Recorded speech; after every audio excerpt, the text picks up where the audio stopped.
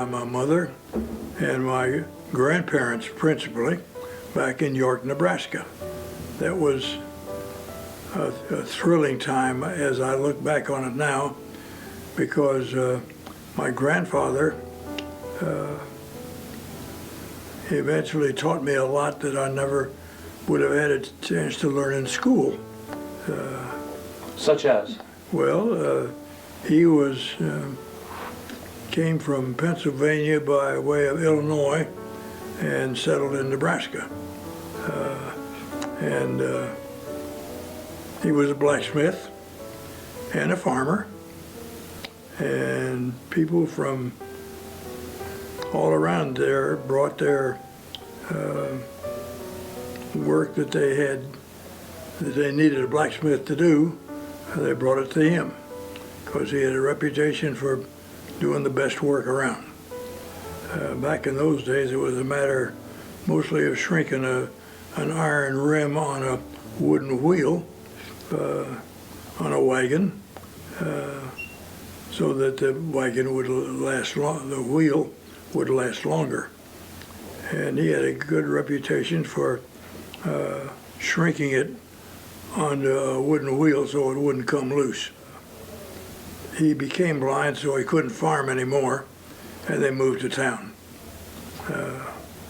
That's when I came along in the normal course of events, and so I only lived with him in town. I was able to lead him. I was his eyes, and when he wanted to go down to the barber shop and get the news, we went chugging down to the barber shop. Of course, that's where all the news in the barber shop was spread around. And even the farmers came into town. It was the only barber shop there. Pretty small town. Right. And so the farmers came to town to get their hair cut and find out the news and to spread what they had to offer. And it was really a great place. Yeah. We were finishing the third grade when we moved to Chicago, or really Maywood, which is a suburb of Chicago, and we're there through the World Fair in 1933 and 34. It was an exciting time. We actually visited there many times. The World's Fair? Yeah. Can you describe it to me a little bit? Well, it was, they had a midway, and of course they had all kinds of rides and entertainments and so on. They had a sky ride, and then we moved on to Ohio, Chillicothe, about midway between the Ohio River and the capital of Ohio, Columbus. We had a tremendous flood back in the late 30s, and flooded even not only down in the Ohio Valley as such, but all the way back up into Chillicothe. There were some parts of the town of Chillicothe that were lowland, and so they got flooded just like everybody else around there. And it was quite a lot of excitement. We had some people who were temporary refugees from Portsmouth, which was a city right on the Ohio River, and about 50 miles, I guess, from Chillicothe. Anyway, they came up and just settled temporarily in our place. I think in the National Guard set them up as far as a place to sleep, and saw to it that they had meals and so on. It really was, well, it was an example of community service helping one another. Don't hear that much anymore, but It's the only way people could get help, because we weren't organized for that sort of thing. Then I moved from there down to Virginia, Hampton eventually. My scoutmaster was generous enough, because I was a junior in high school then, and he thought the schools in Ohio were better quality than they were in Virginia. And so he offered to put me up and let me live at his house with his family through part of my junior year and all of my senior year. He was instrumental in getting for me a full scholarship to Northeastern University in Boston, where he was a graduate. He was a chemical engineer, and he wanted very much for me to become a chemical engineer too. But I thought mechanical was more my field than anything. So anyway, I went to Northeastern. It was a school where you go for a period of time taking academics, and then for an equal period of time you work at a job somewhere. Because this is kind of complicated, but by that time my family was living in Hampton, Virginia, and the only industry around was the shipyard. So I got a job in the shipyard for a while, and then when I started at college, they gave me the opportunity to work for my work period at the shipyard, and I went to school in Boston. Partway through college, well, first of all, Pearl Harbor came. I was a freshman in Boston then, going to school. I'll never forget that first flash from the people in Pearl Harbor. They broke in at the very end of the program to say that this is a bulletin from Pearl Harbor. And then the voice came on from Pearl Harbor, said, "This is not a practice. This is not a practice. We have been attacked by Japanese planes in Pearl Harbor." I wrote my mother and I said, "I think I need to enlist. I hope you'll support that," because I was so young I couldn't enlist then on my own. I guess I was barely 18, and so we went ahead with that, and so they put me in the Army Reserve Corps, which gave me some protection, shall we say, against the draft. Partway through my third year, which they call the middler year at Northeastern, the Army came to the reservists and they said, "We need everybody we can get our hands on. We want to change their category so that they are in the military Army, same as a draftee." Had I been another semester at Northeastern, I would have been exempt from military service until the end of the war. But the way it worked out, I just missed that cut by a few weeks. And so I ended up in the 8th Armored Division down in Louisiana, of all places. Good night.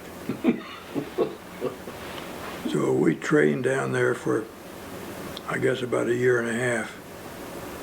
And then they said, well, the invasion hadn't taken place yet. But they said, you are going to be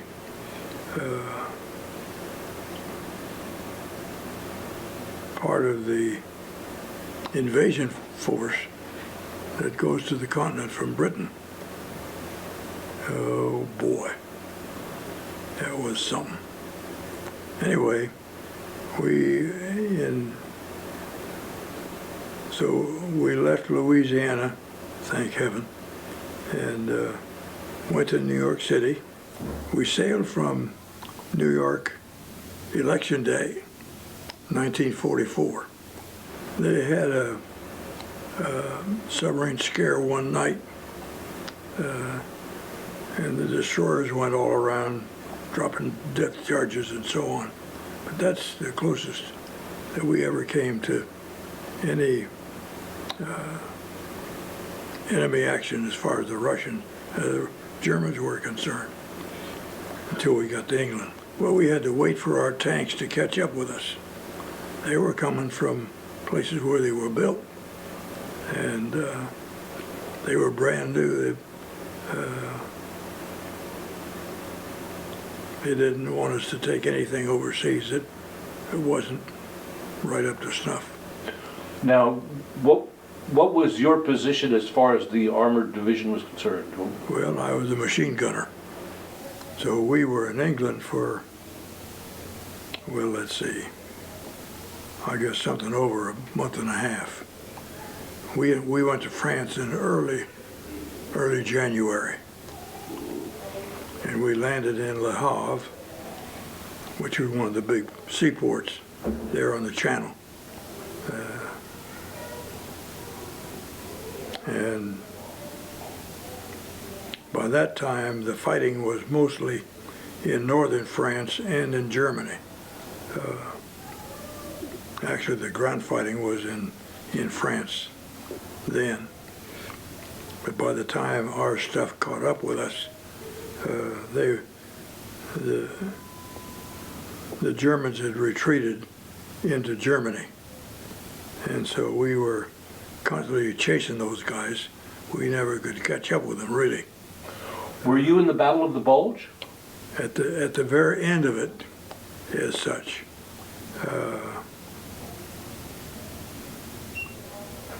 We didn't lose any people. We captured some, and then we crossed the Rhine and captured a lot more. By that time, the Germans preferred to be captured by the U.S. or the Allies than by the Russians, because the Russians would have shipped them back to Russia, and they didn't want to go there. Can't say I blame them. We thought there might be some resistance from the German, but there was not. They were sick and tired of the war, and they just wanted to get back to peacetime activities again. And we had big camps where the German army was impounded, you might say. They never gave us any trouble. They were anxious to get home, too. We were guards in a camp where the prisoners of war were kept overnight. During the day, they went out into the surrounding communities and helped with the labor, the kind of work they would have done in peacetime.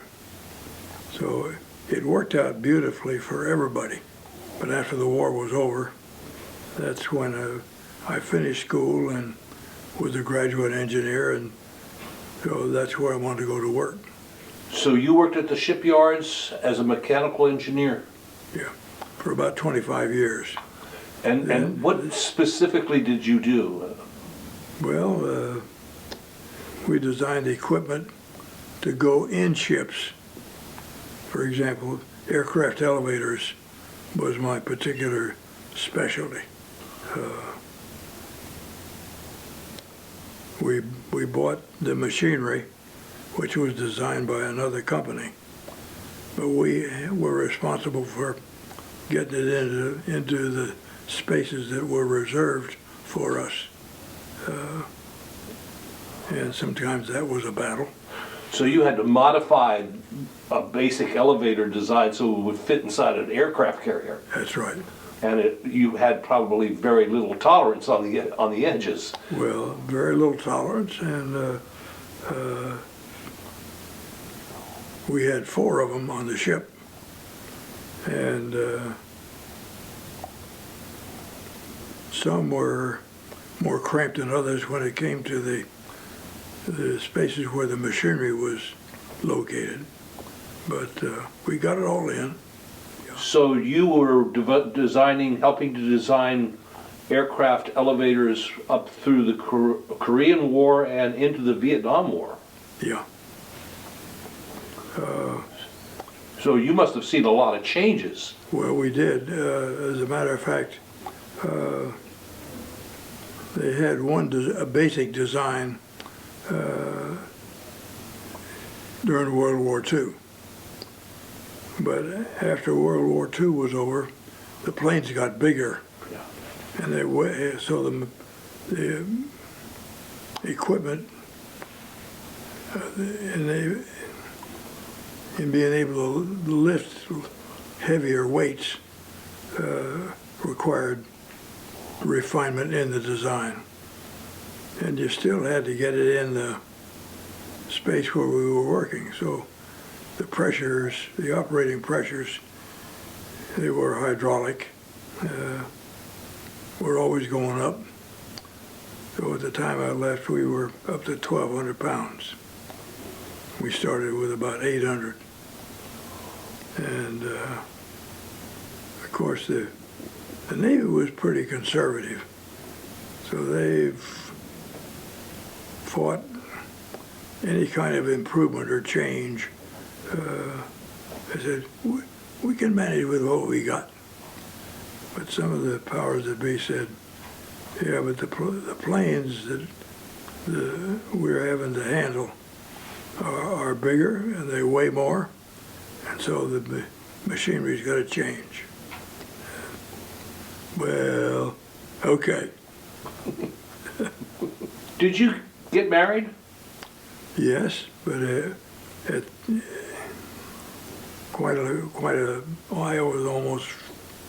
I was almost 30 when I got married. I was still working at the shipyard and living in Hampton. I met the girl that I married attending church. In the evening, they had a large group of young people from all denominations who gathered at this one Hampton church, and we just had a lot of fun together. The old Hamptonians sort of resented the newcomers. You know, they upset everything. So we said, okay, we'll do our own things. So we organized our own athletic programs and recreational activities and so on, and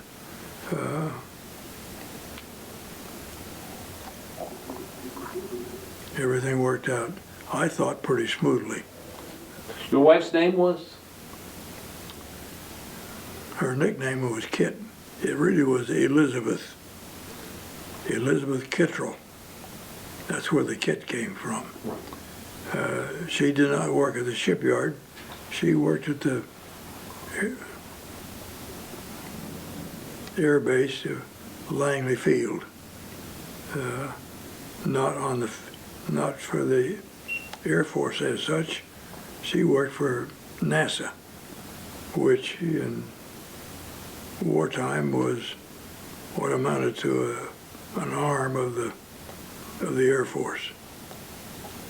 And so she was on the edge of some of the work about astronauts. They helped put the astronauts on the moon, and she was part of that. After we were married, for obvious reasons, we we moved into our own apartment. And then after a few years, and we were having, our family had started, we said, well, we need to buy a home. So we bought one in Newport News, actually. Nice little place named Forest Park. Always liked that. Yeah. Speaking of politics, have you been involved in politics? Not as a candidate, no, but as an interested person in actively supporting some candidates, yeah. I was not very much interested in local politics as I was state and national. Right. And the state of politics today, what are your thoughts? Well, I'm bothered by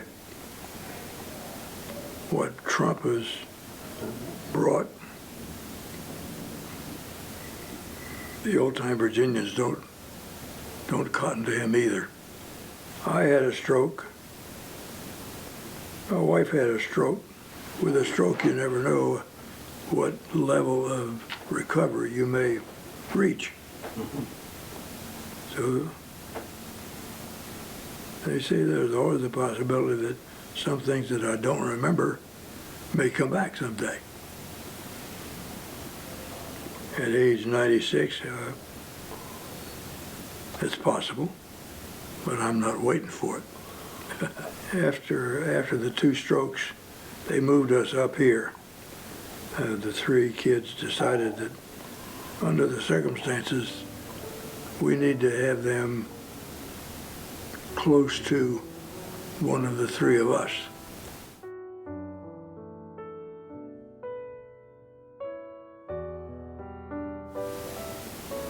Those first months were very hard for me because in the normal course of events, you expect that the husband is the one that checks out first, and I wasn't ready for that. But the people here have been very, very helpful in making the transition for me, and there isn't the aching void now in my life as it was when she first passed away. But I look forward someday to a reunion